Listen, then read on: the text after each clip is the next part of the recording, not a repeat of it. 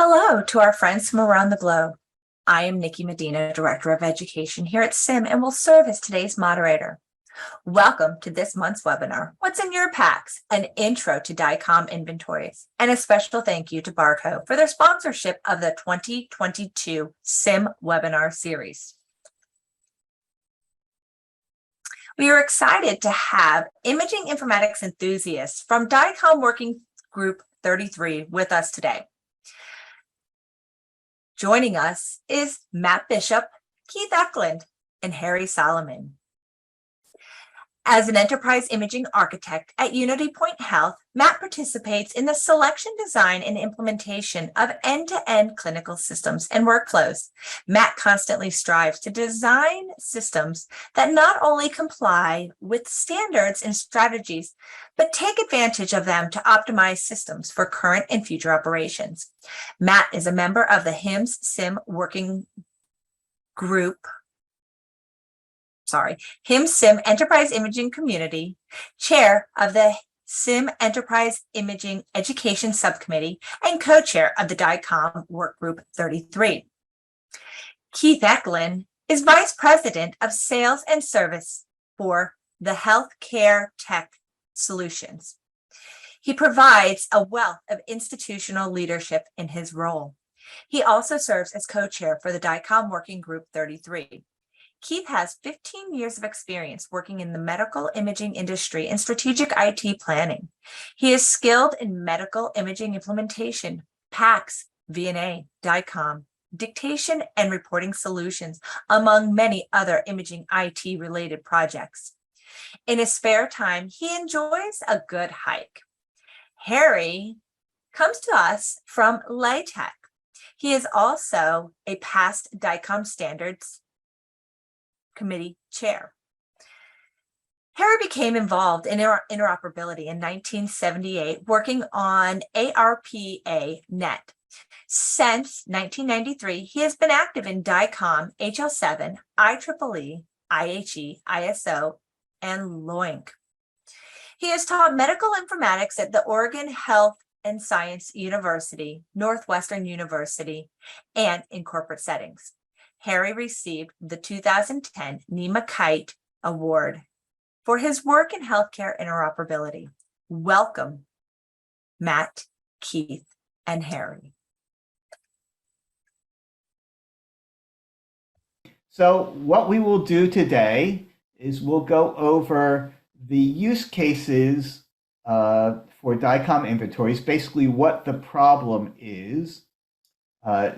Then we'll look at the technical approaches and the options that are available. And then what's next, what you and we all have to do next.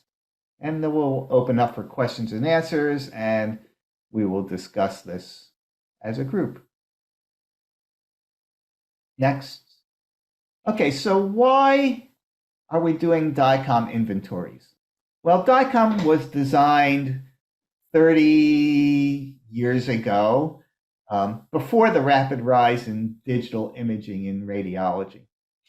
In fact, DICOM was a major contributor to the rise of digital imaging, but its focus at that time was on the modalities and on the radiologist at the workstation, where he would deal with the current patient study or a few priors.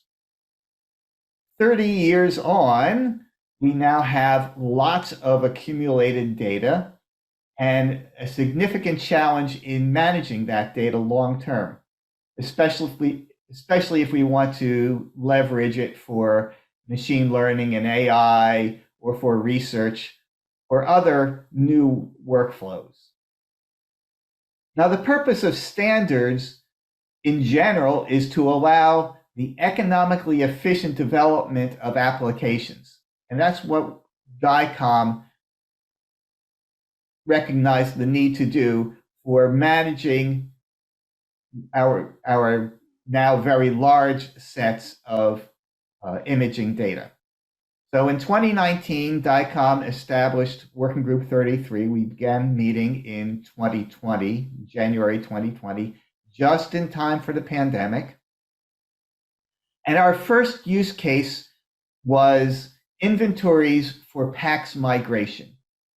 And over the last 2.5 years, we have developed that, and that was approved for final text as Supplement 223, DICOM Supplement 223 in this past summer. Next. So let's look at that first use case for PACS migration. As a consequence of managing IT systems and IT system obsolescence, most organizations will upgrade their PACS and VNA every few years, and about every 12 to 15 years, we'll do a full PACS replacement, typically with or not typically, but often with a change of vendor. Another common scenario, especially in recent years, has been consolidating multiple departmental or hospital PACSs into an IDN enterprise level PACS. Both of these use cases, replacement and consolidation, require migrating historical data into the new PACS. But after 30 years of digital imaging, we now have a problem of scale. We often see PACS with over 1 billion instances and data volumes of multiple petabytes. So we need mechanisms that account for those enterprise scale data operations. Classic DICOM mechanisms operating on one or a few studies at a time are just not adequate for our needs in data management.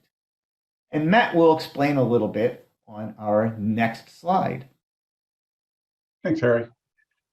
So one of the primary use cases Harry pointed out is the migration of data on these new systems. It was interesting as he was doing that last slide, I was thinking about, it's been several years now when I found out my system, my radiology PACS alone went over 1 petabyte, had over 1 billion instances in it, and it was just mind-blowing compared to just 10 years before when we were very small. So it really is exploding quickly, and we're certainly not creating CTs and MRs with fewer slices or smaller slices. Everything's just getting bigger and bigger. So this problem is going to compound. So what I'm pointing out here on these graphics on the left is a basic representation of what DICOM ingestion is today. The images come in from the modality. The metadata or a subset of the metadata is pulled out by your PACS or your VNA and stored in the database, so they can understand what that object is, what that image is, or what kind of object that is. And the files are then stored down in a storage system, whatever storage system you happen to use. Some PACS store as DICOM objects down there. Some use proprietary formats or other formats, or they containerize it. But there's different methods of storage, and it's all put down on the disk. After that is when the divergence of this metadata takes place, because the initial storage, the metadata is consistent because it's happened once. Over time, as you do a merge or a split, or you delete images or you modify images, it's inefficient for the PACS system, and this is pointing to the image on the right, by the way. It's inefficient for the PACS system to modify the metadata that's on the file. And there's some implications with auditing and things like that. So the way it's typically implemented, not always typically implemented, is the metadata changes are made in the database and not to the files. The changes to the files typically occur when the data is pulled out of the system and they're applied at that time, so that they're only applied on an as-needed basis because they're aware of what's down there. Next slide, please. So in a traditional migration, keeping in mind that previous slide, what happens is with most migration methods is there are CFINs, DICOM CFINs issued against the source system, which is on the right.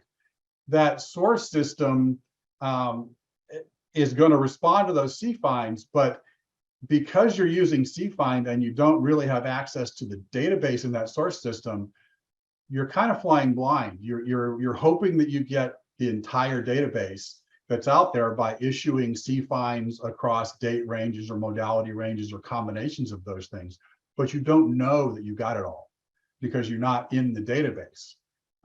Sometimes there's a third-party system that does this for you. Sometimes it's directly across, but in either case, it's pulling that across from that source system.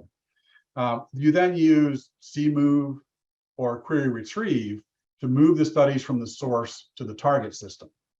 In order to ensure that all the metadata modifications are in the database, as I pointed out in the last slide, you have to pull that data through the PACS or through the VNA. So that source system is going to have to serve you all of those files through the application stack.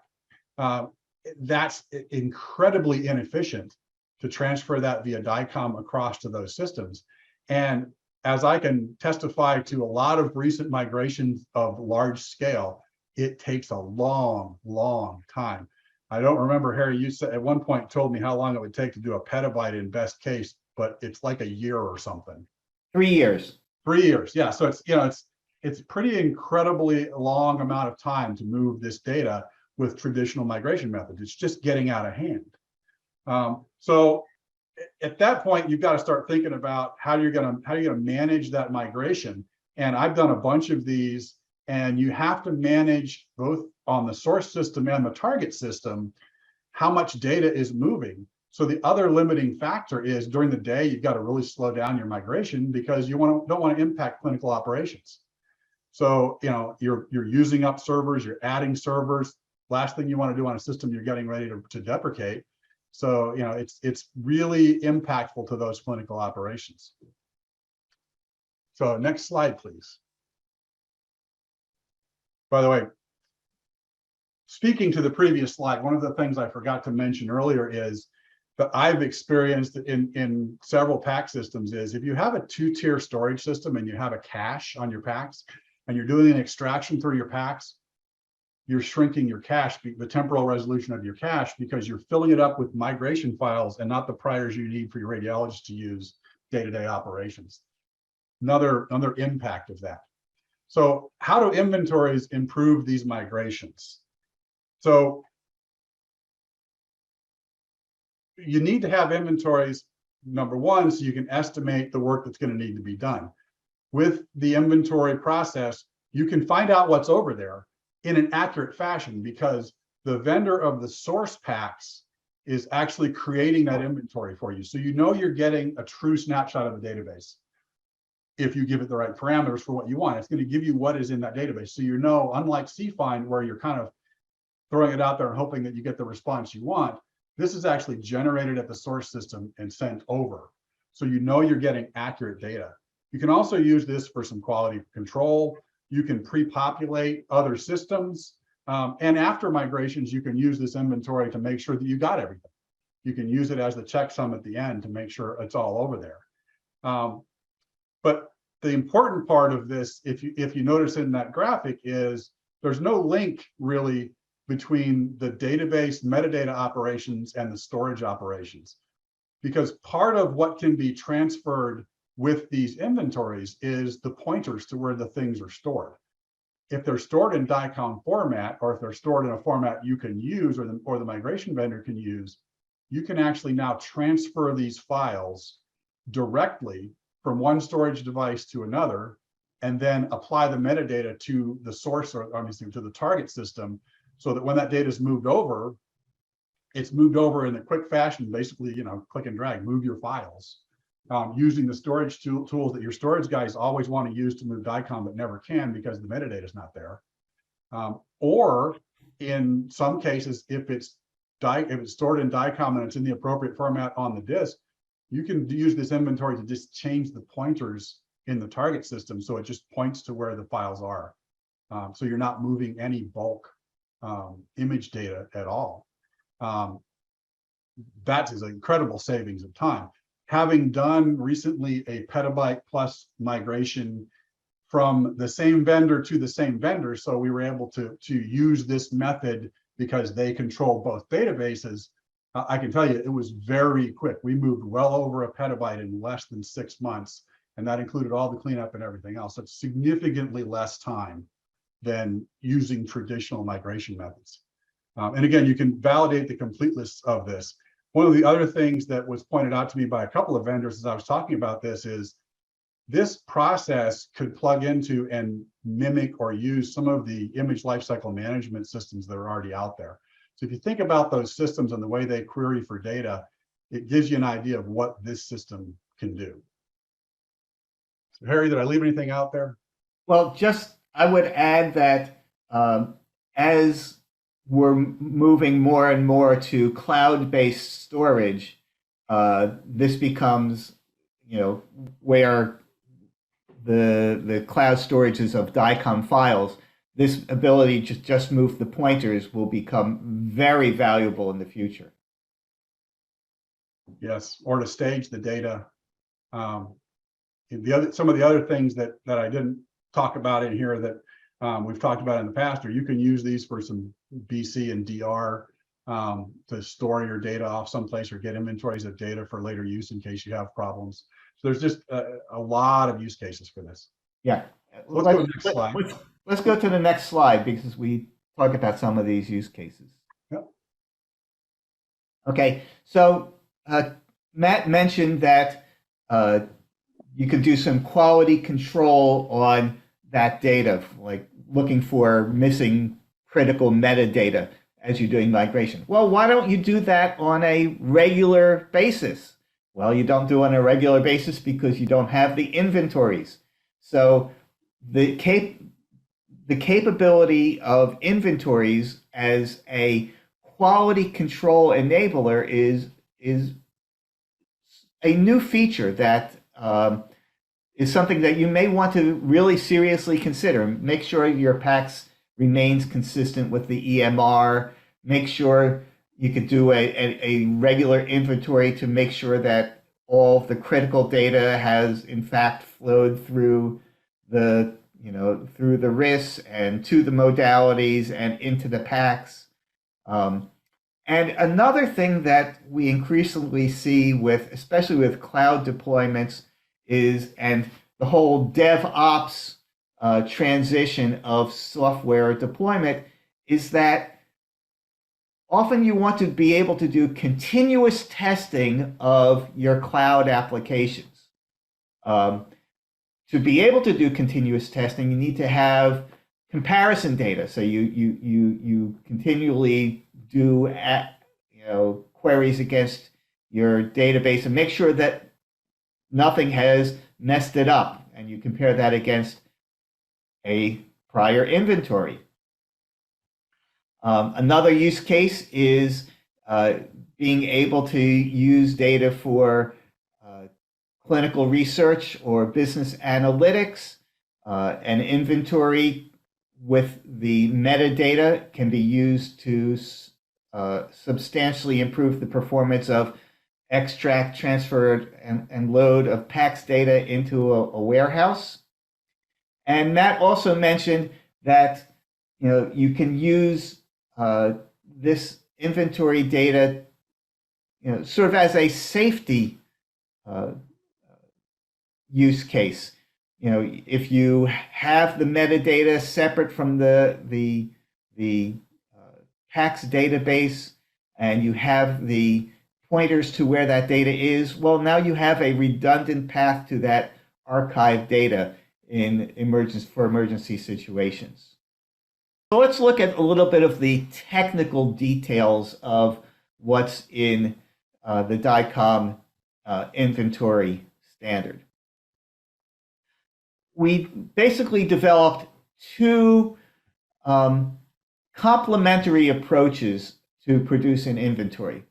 One is a query-based approach. So if you know classic DICOM cfinds, this is an extension of that to be able to robustly return the entire database, which might have to occur across multiple query transactions, but we have added into the cfind a pointer mechanism to ensure that the the database, that the application traverses the entire database. This query-based approach is pretty significant for existing PACS implementations because it's fairly easy to implement. All they really need to do is implement that additional capability to be able to track the retrievals across multiple transactions and ensure that they traverse the entire database. It does add complexity on the client side, however. If it's simple on the server side, client side is obviously going to be more complex. The second approach is the persistent object approach. And in this approach, basically you tell the source PACS, produce me an inventory. And it can do that, at its own speed, making sure that it, traverses its database. And it produces an inventory object in a DICOM standard format that can then be exchanged to whoever your using application is and processed offline. Now, how you initiate such an inventory, well, the PACS may do it by a local function in its user interface, or we have defined an associated DICOM service, so a remote DICOM invocation of inventory creation. But what you get out of it is one or a set of files that is the inventory, and they are just DICOM objects, and you can manage them like other DICOM objects. So whether you use the query-based approach or the persistent object approach, both will give you an inventory of the entire repository. Or you can set up query parameters to give you a subset. Give me all of the studies for 2019. Give me all the MR studies. But it's all in a non-proprietary format, so you don't have to go mucking around in the PACS database to find all of the studies that match your search criteria. It's a hierarchical structure based on the DICOM information models encoded using DICOM formats and data structures, so it's in a well-defined standard format that any compliant application should be able to read. So how is this different from existing capabilities? Well, that first issue, can you get a complete inventory across a very large number of records in a robust manner? Classic query retrieve, you can maybe get it. Whether it's robust, probably not. It allows identification of how you can access your stored files using some non-DICOM protocol, whether that's HTTP for cloud-based, whether it's SMB or network file systems. Defining where the files are and how to access them is a new capability.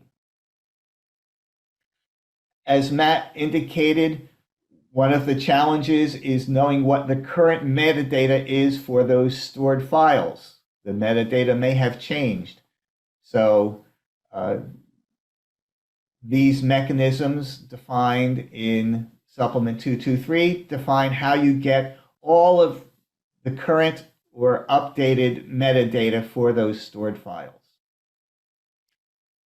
And one of the challenges increasingly has been, how do you identify deprecated objects? So if you know the IHE radiology image object change management profile, you know that there is a mechanism for deprecating objects. We now have defined flags for deprecated objects, and in the migration process, you can decide whether or not you want to move those studies along to the new target system. So because we're dealing with a lot of existing PACS capabilities, we try to include a lot of flexibility into the inventory standard. So you have to consider these options. First of all, whether you want to use the query approach or the object approach to obtaining an inventory. If you're doing the query approach, you have to think about how you're going to accumulate partial results across multiple query transactions. DICOM queries are done at different levels, at the study level, at the series level, and then at the instance level. So you have to think about, if you want to get instance level objects, you have to go through 3 levels of query. If you use the object approach, you don't necessarily do that. The object includes all of those levels, but you have to decide whether you're going to get that out of a PACS user interface function or whether you want to use DICOM remote invocation. You have to decide what level of inventory you're looking for. Maybe you only need a list of all of the studies, or maybe you need a list of every single DICOM instance in your PACS.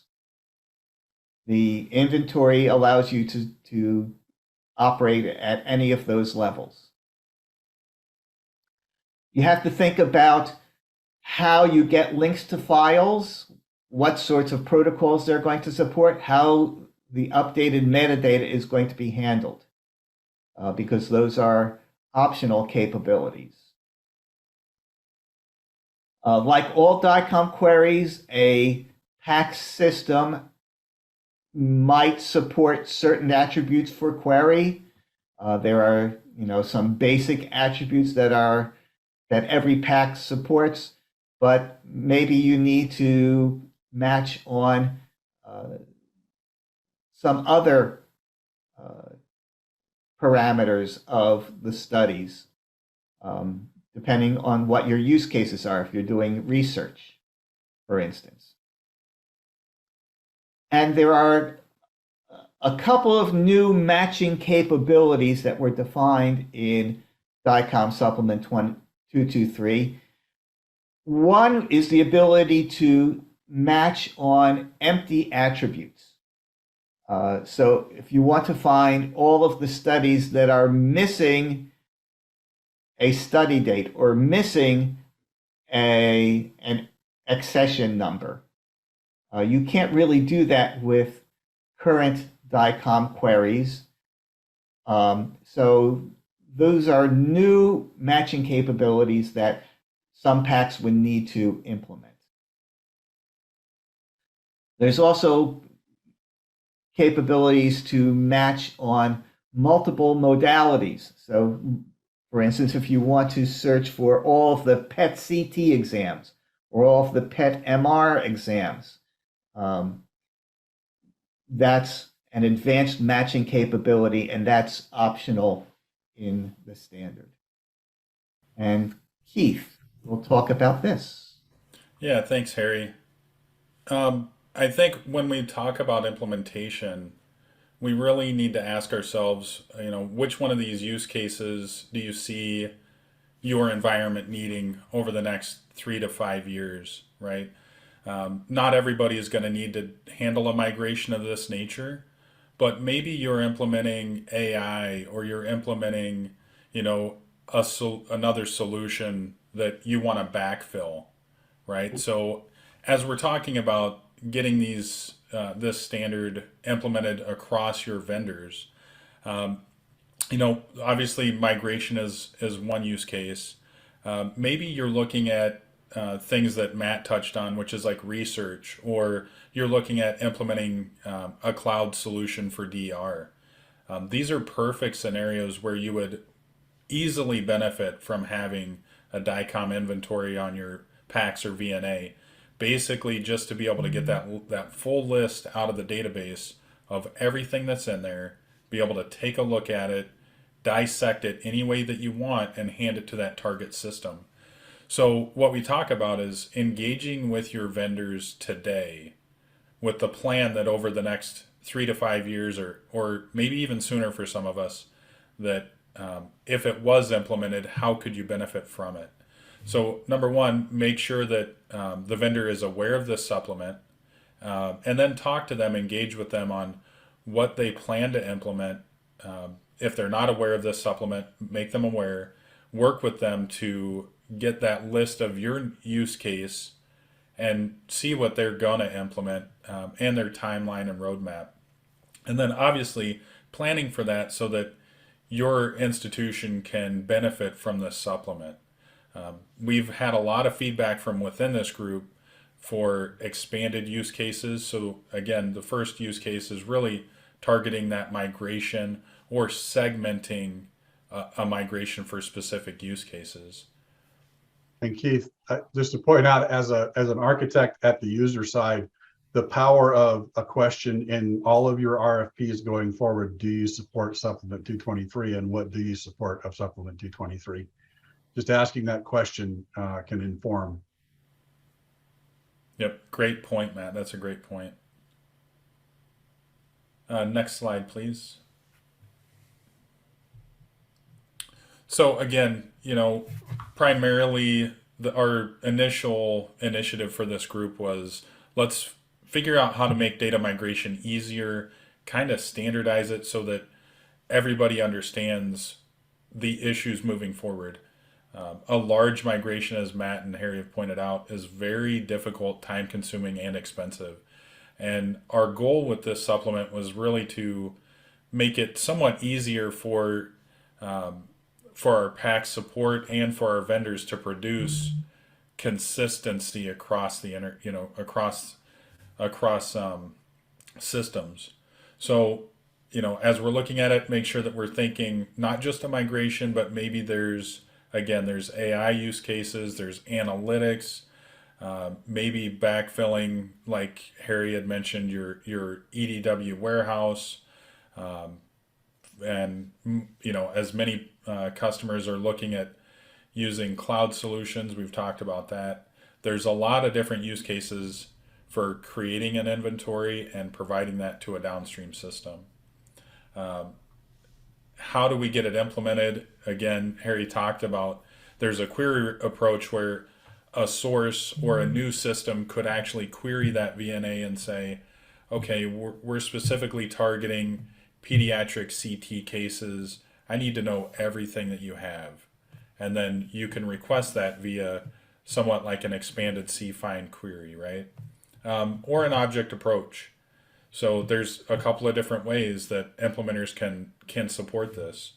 And again, the level and attribute matching that Harry touched on, getting access to those files, right? So we get a list of the studies or objects, and then actually having pointers to those objects. It's basically our migration map.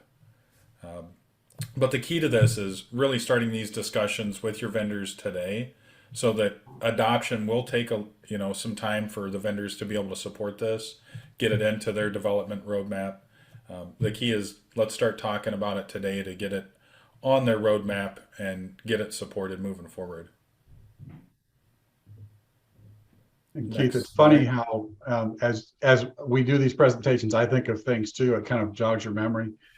We recently set up image sharing with our EMR vendor, and one of the things they do is they do an active inventory of our VNA. Just as we were talking here, I thought, gosh, wouldn't it be nice if I could just send them a manifest? Here you go. Here's all the stuff. It's easier for everybody. So there's just so many applications that come to mind as you start to talk through this and think about it.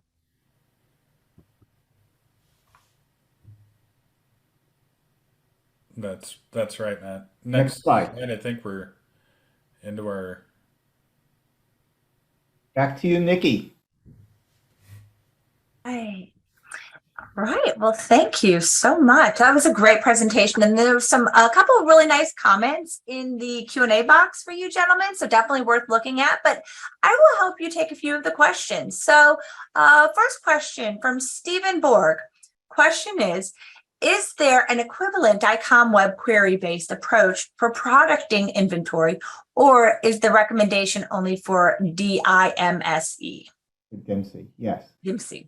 Yes, so we did not do a DICOM web rollout of this.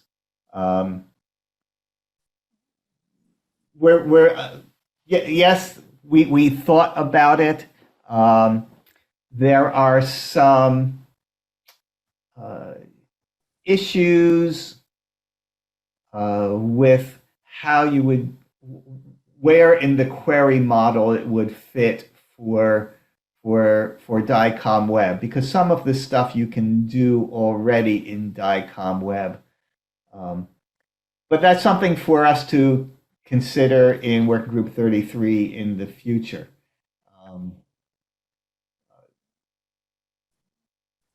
Great. I hope that's an answer. Yeah, it sounds like it's definitely something that you all will take back and continue to keep in your considerations as you move forward with your work group. Great. All right. This question is from Khalid Yunus. This is for Keith. Keith mentioned the inventories are useful in AI application uses. Can you give a few detailed examples? Yeah, I think one use case could be you're looking at implementing a solution from an AI vendor and they need to backload a bunch of, they want to backload multiple years or across multiple years of specific data like CT, pediatric cases, or that's one that comes to mind. This would be a fairly simple solution to be able to get that list of studies and maybe even pointers to those studies that you could hand off to that AI vendor. They wouldn't necessarily have to do a find, move. They would just get this inventory, be able to point directly to those files and ingest them, using either a combination of the inventory to backload their database and then copy those files directly from the file system. That way you don't have to impact any of the DICOM servers on the PACS or VNA with that find, move. It would be just a file level copy from that storage location. Yeah, we've actually done a little bit of that, Keith, and it usually ends up being something like we produce a list for them and then we give them access to a server that we've carved out of our system so that they don't have, they don't impact us. And it really becomes a task where with this, you could just hand them an inventory and say, here's the files and here's the inventory. Great. All right. Another question. Is it possible to store the data in a centralized storage solution that is abstracted from a PACS solution?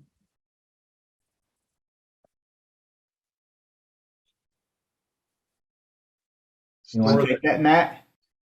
Yeah, it kind of sounds to me like you're talking about a VNA maybe, or as Harry was pointing out, if you wanted to extract the files and store the inventory objects with them, you could have kind of an offline copy as a backup. But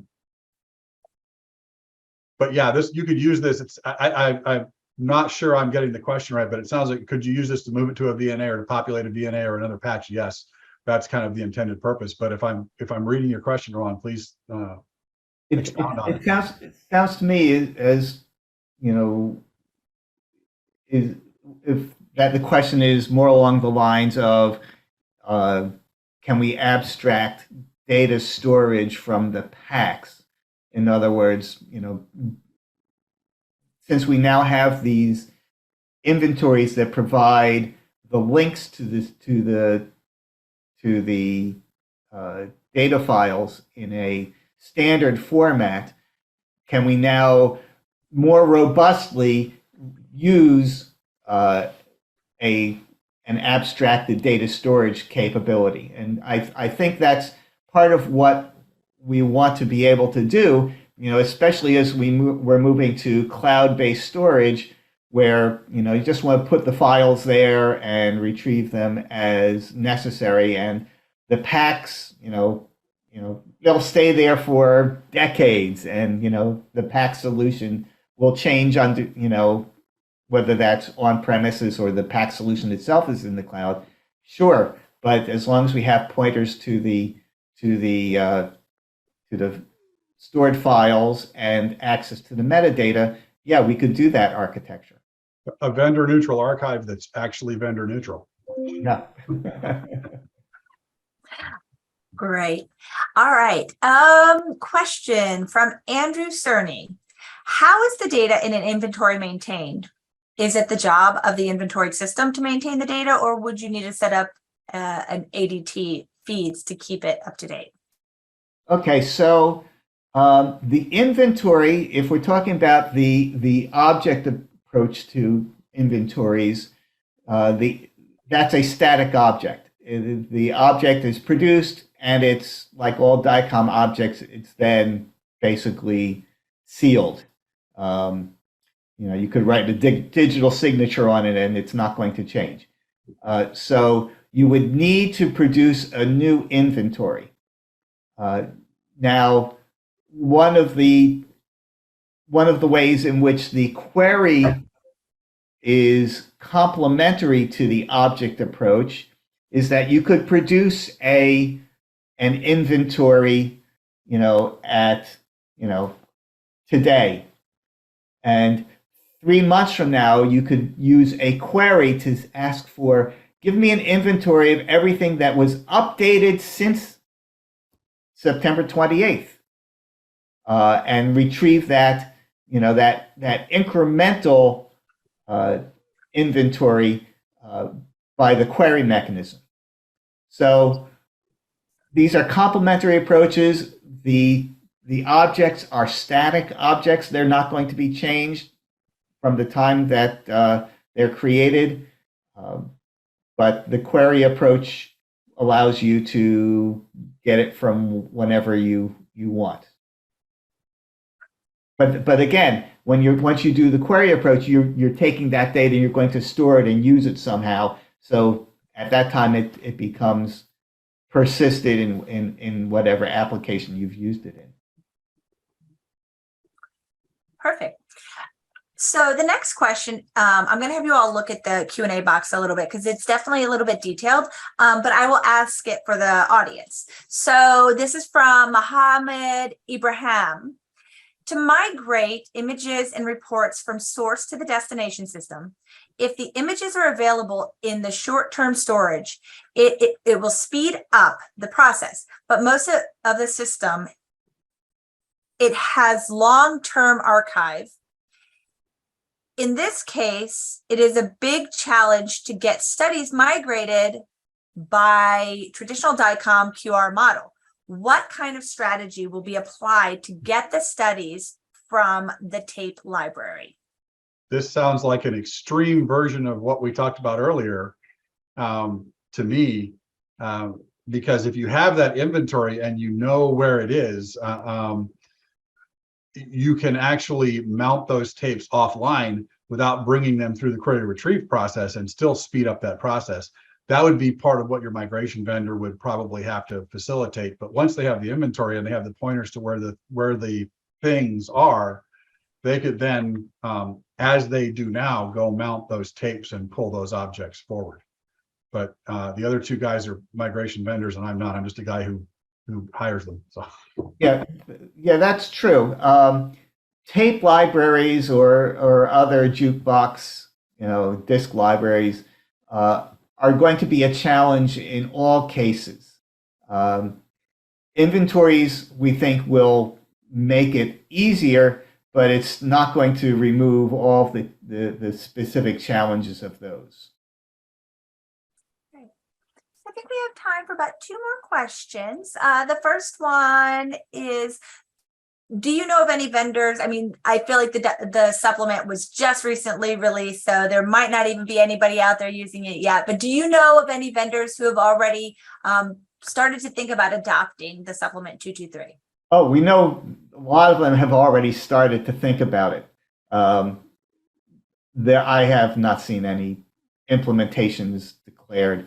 You might want to look around at RSNA in December to see where vendors are. That will give them, a half a year from when it was published to try to think about where it's in their product plans. All right. And this one is from Kevin O'Donnell. To what degree have sites in the past considered future migration during their RFP installation planning? And to what degree is it becoming best practice now? Second question along with that is, how can sites get up to speed on such planning beyond the School of Hard Knocks? So I wrote a blog post on this a couple of months ago, and I called it "Planning for the Past." You can plan for the current. You look at your current workflows and data volumes and say, okay, my new PACS system has to deal with that. Or you could plan for the future and say, oh, I know my system is going to grow. We're going to have data volumes are going to increase. So I'm going to size my PACS to take care of the future. We're going to future-proof our PACS. What you really need to do is plan for the past. Plan for what are you going to do with all this historical data? How are you going to migrate it? How are you going to deal with it? So that's just my sort of. I can answer that from the perspective of someone who just went through this. I went through a nearly petabyte migration 5 or 6 years ago the hard way, and just over the last 18 months I've done a petabyte plus migration the easy way. And to what degree do you plan to the future? For me, almost obsessively. I try to future-proof everything, and what I talk about often, if any of my folks at my facility are watching now, they're tired of hearing this. But I don't want to do anything stupid that will preclude me from doing cool things in the future. So I build as much flexibility into every migration and in every implementation. So as you're building the systems plan on migrating them in the future. Learn from your past experience. And for me, it was the School of Hard Knocks to put all that stuff together. But a lot of talking to my vendors, a lot of talking to my PACS vendors and my migration vendors, and learning that through the process. It really was hard knocks. But yes, please plan for that. Please think about it as you implement new stuff. And I think we have time for one more question from an anonymous attendee. Do you see this functionality implemented as a pay-per-inventory by the vendors, or the inventories will be something that users will be able to generate by themselves using a provided interface? That's another great RFP question. Yeah. To ask the vendor. I would hope as a user that it would be just another functionality like a cFind that we'd be able to execute, but that's up to the vendors. Yeah. The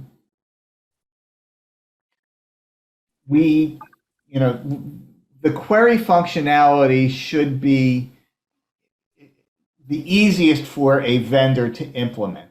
It's really just adding in the ability to ensure that you get a robust traversal of the database.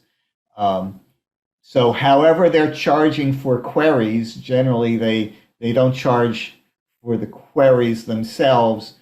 I would see that's just another. Yeah, a lot of the vendors who have image lifecycle management or retention management systems, they already have this. They already have the ability to query these kinds of things. It'd be a minor modification to output the right thing. Because it's already there. They've already got the interfaces built to query for, give me a subset of studies that equal this. So I've used them. They're out there. They're pretty cool tools, and they've already worked on this. It's just kind of a repurposing of that in my mind. Yeah. Great. All right. Well, that about wraps it up. Thank you so much. Do any of you have any last thoughts that you would like to share with the group? Other than go out, start reading the supplement, and Well, I want to make sure that we thank SIIM and specifically Anna Sawacki for her work as the DICOM secretariat for this work group. you guys worked really hard on this, and we appreciate the support of the SIIM group in making this possible, because they truly did make it possible. All right, well, thank you. Okay, so finishing up here, just as a reminder, continuing education credits will be added to your SIMU account in the coming days. Remember, if you are a SIIM and an ABBY member and you would like to get your credits automatically transferred throughout the year for you, so you no longer have to upload those on your own, be sure when you renew your membership here in the next couple days to ensure that you give us your full date of birth as well as your ABBY ID. These are points of data that need to be given to ABBY to be able to import those records for you. And,